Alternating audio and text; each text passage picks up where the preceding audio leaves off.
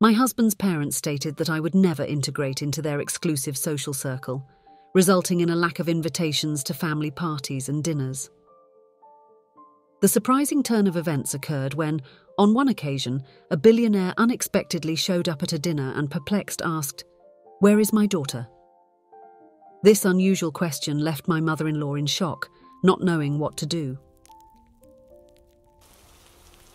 Hello, my friends. I am Linda, and this is the Linda's Stories channel. I hope you enjoy this story. Camille, daughter of Lucy, a dedicated maid at the McAllister mansion, a prominent family in the city, grew up watching her mother work tirelessly to ensure their livelihood. The two resided in the McAllister family's house when the girl was still very young. The grand environment provided them with a home where Lucy performed her duties as a maid. Not knowing her father, the girl spent her days exploring the vast backyard while Lucy devoted herself to household chores. Camille's fertile imagination created enchanted worlds among the garden flowers. The McAllisters had two sons, James and Anthony. Since childhood, the boys had developed an innocent friendship with Camille, the charming daughter of their dedicated maid, Lucy. Years passed in this harmonious coexistence. As youth approached, James, the oldest son of the McAllisters, began to see Camille in a different light. The young girl, once merely a playmate, had transformed into a beautiful woman, awakening deep feelings in the young man's heart. Initially, the families believed that this attraction was fleeting, a natural phase of youth. Marie and Thomas, James's parents, saw no cause for concern. However, over time, James and Camille took the relationship seriously, nurturing shared plans and dreams, even discussing marriage. This shift in perspective created growing tension between the two families, which eventually led Lucy to decide to move into a rental house away from the mansion. Marie, aware of the social disparity and the potential negative repercussions, considered firing Lucy as a way to control the situation. However, James, deeply in love with Camille, vehemently opposed the idea, asserting that this would not prevent him from maintaining contact with his beloved. The situation became a dilemma for the matriarch, dividing the family between the desire to maintain social status and the respect for the son's happiness. There was no alternative but to accept the reality. The young couple was deeply in love. Thus, James and Camille followed their hearts, overcame the barriers imposed by social differences, and within a few years celebrated their union in marriage, consolidating a love that defied expectations and overcame adversities. Even after the wedding, James and Camille's life did not become a fairy tale. The hope that the union could ease the tensions with Marie, the matriarch of the McAllisters, quickly crumbled. The young woman, now legally part of the family, desired harmony and acceptance, but soon realized that these expectations were illusions. Marie, far from warmly accepting her daughter-in-law, revealed herself to be entirely negative. Her attitudes made it clear that Camille's inclusion in the social circle and events of the McAllister high society was not in the matriarch's plans. The young woman, who had dreamed of acceptance, saw her hopes dashed. The McAllister family was known for its exquisite events attended by the city's elite. Marie and Thomas, James's father, hosted grand dinners and prestigious parties in their majestic residence. However, Camille's presence at such occasions was conspicuously omitted. Marie made sure to invite her son James to these events, further highlighting the intentional exclusion of her daughter-in-law. James, in turn, was bothered and irritated by his mother's attitude. His loyalty to his wife prevented him from attending these gatherings that clearly disregarded Camille's presence. The young couple, now united in matrimony, faced not only social barriers, but also resistance from James's own family. The battle for acceptance and recognition was far from won, and their love would have to overcome more than mere social differences. Camille's mother, Lucy, persisted for some time working in the McAllister household despite the unsustainable atmosphere.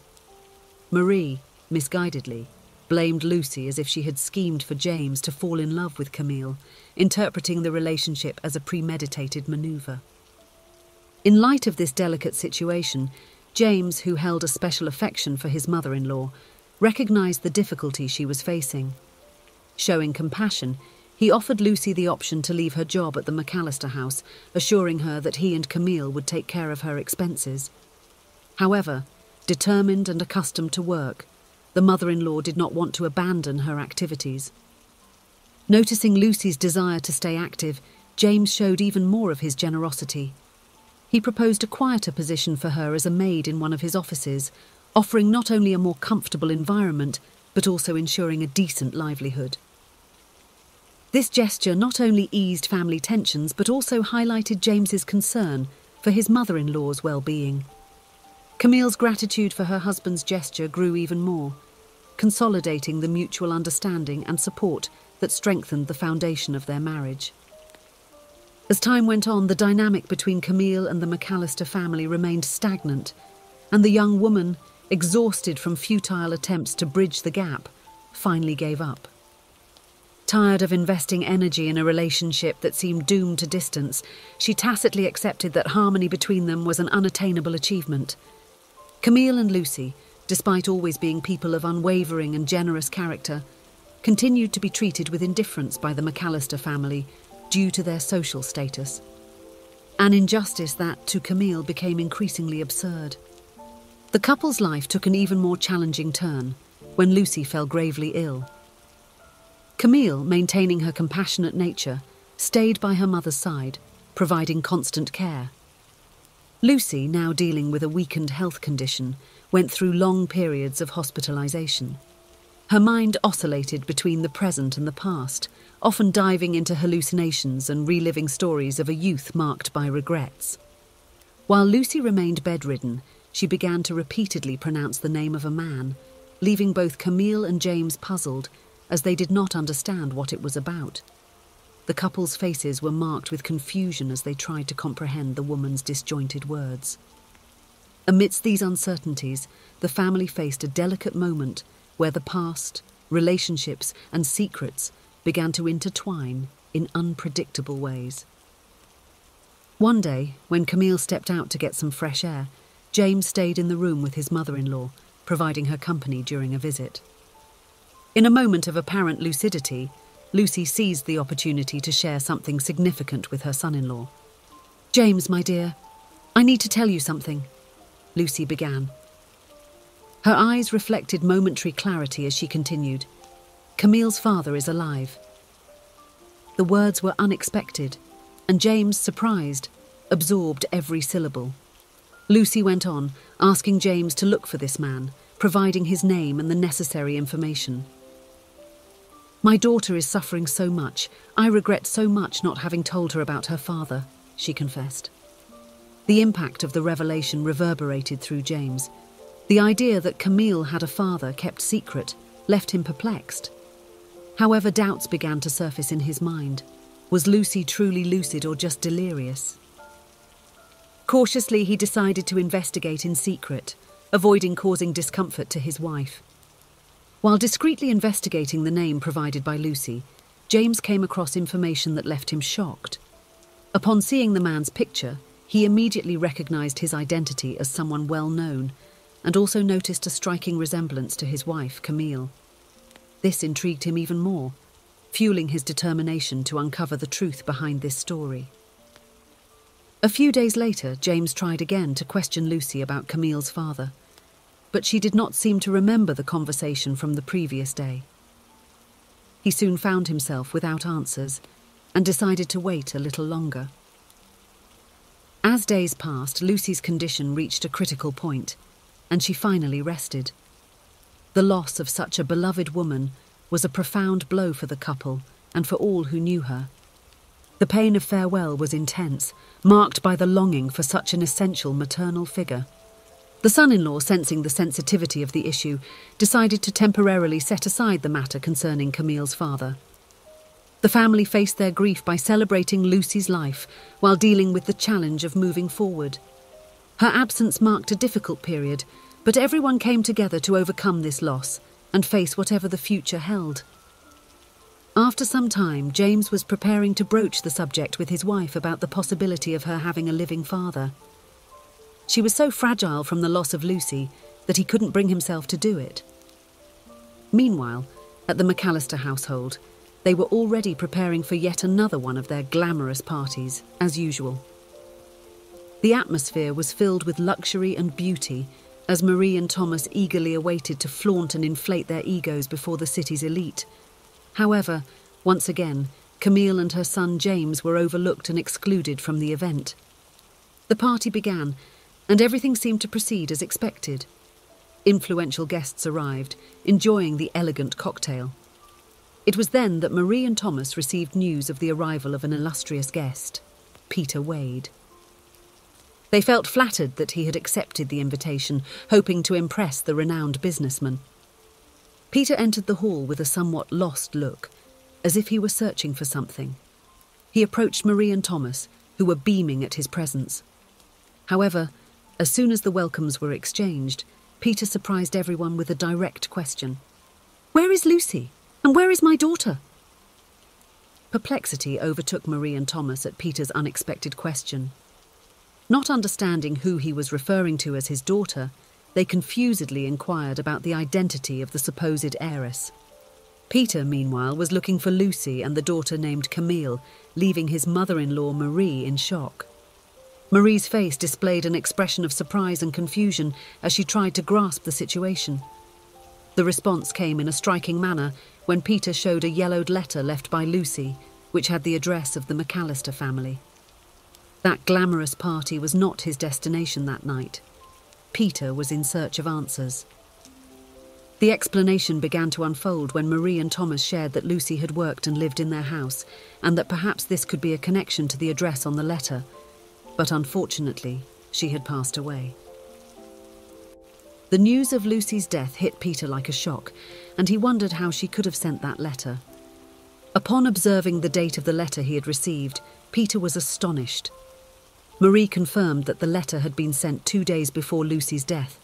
Despite appearing to have been written years ago, it became evident that Lucy had only found the courage to ask someone to send it in her final days of life. This revelation explained why the correspondence still contained the address of the McAllister residence. Marie and Thomas, seeking to clarify the confusion, explained that Camille was their daughter-in-law. To facilitate communication, they provided Peter with the couple's address. When Peter knocked on the door, James already had an idea of what it was about and prepared his wife for the matter. The meeting between father and daughter was marked by a complex mix of emotions, as neither expected to discover this unexpected relationship. The revelation unfolded in a delicate and emotional conversation, permeated by the reading of the letter that Lucy had left and by details recalled by Peter. The letter revealed that when Peter and Lucy fell in love, they experienced an intense passion, but their youth brought significant challenges. Lucy became pregnant, and the decision not to tell Peter was influenced by his family's imminent move to another country, given their wealth. Seeking support from her own family, Lucy encountered the rigidity of her father, who expelled her from the house at the time. Faced with fear and shame, and not wanting to involve Peter in her problems, Lucy chose to face everything alone, keeping the existence of their daughter a secret. Peter was deeply saddened but impressed by Lucy's courageous attitude. Although they had conducted a DNA test, the evident resemblance between father and daughter had already confirmed beyond any doubt the paternity. As time went by, as Camille and Peter began to build their relationship, the closeness between them strengthened, solidifying an affectionate bond. Peter, a dedicated and passionate businessman, made a point of introducing Camille to his world, providing her with opportunities to become an influential figure. Surprisingly skilled, Camille demonstrated innate talent, as if she had directly inherited her father's aptitude. Additionally, Peter developed a deep respect for James, Camille's husband, consolidating a harmonious and united family environment. The businessman found not only a lost daughter, but an extension of his own passion and skill in business, while Camille discovered a new chapter of her story, alongside the father she had long been unaware of. With this revelation, the McAllisters' demeanour changed drastically.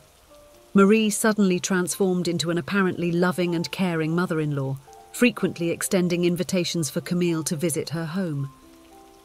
However, this sudden change only intensified the shame and repulsion that the daughter-in-law felt in the face of her mother-in-law's superficial and hypocritical attitude. Camille's perception was clear. Marie's sudden kindness was not motivated by a genuine desire to get closer, but rather by the possibility of gaining favours and improving the family's image in Peter's eyes. James, aware of the intentions behind these invitations, encouraged his wife to decline them. Marie and Thomas, however, persisted in the belief that their daughter-in-law was seeking acceptance, not realising that the young woman had given up on winning them over long before meeting her father. From that moment on, Camille decided to maintain a firm distance, refusing to give in to appearances and choosing to preserve her emotional integrity over getting involved in a game of superficial interests. The troubled relationship with the McAllisters had left deep scars, and the young woman was determined to forge her own path, regardless of the forced attempts at closeness by her husband's family. One day, Marie and Thomas made a comment that left Camille and James shocked. "When you were just the maid's daughter, you always wanted our attention. Now that you've discovered you're Peter's daughter, you treat us with disdain." This statement caught the couple by surprise, as it was completely the opposite of what had really happened. The McAllisters never accepted Camille when they believed she was just the maid's daughter. It was only after the discovery of her true paternity that they began to consider her. For the young woman, the previous rejection was the reason she sought her own acceptance, not the other way around. Faced with this senseless nonsense, James decided to completely distance himself from his family. This decision not only cost the McAllisters a good daughter-in-law, but also a son. The misunderstanding and prejudice of James's parents made him choose to prioritise truth and love, opting to build his own family, far from the toxic influences that permeated the McAllister environment. On the distant path of life, Camille found not just a father, but also the truth about her origins. Over time, the distance between James and his parents began to weigh heavily on Marie's heart. She, who had once made decisions based on pride and social status, began to realise the impact of her actions on her son's life and her own family. Each time she saw the McAllister house emptier and less joyful, the absence of James and Camille became more evident. One night, while alone in the vast living room of the mansion, Marie found an old photo of James as a child, smiling next to Lucy and Camille. The image stirred memories of the innocence and happiness that once reigned in her home before it was consumed by the need to keep up appearances. It was at that moment that a wave of regret washed over her.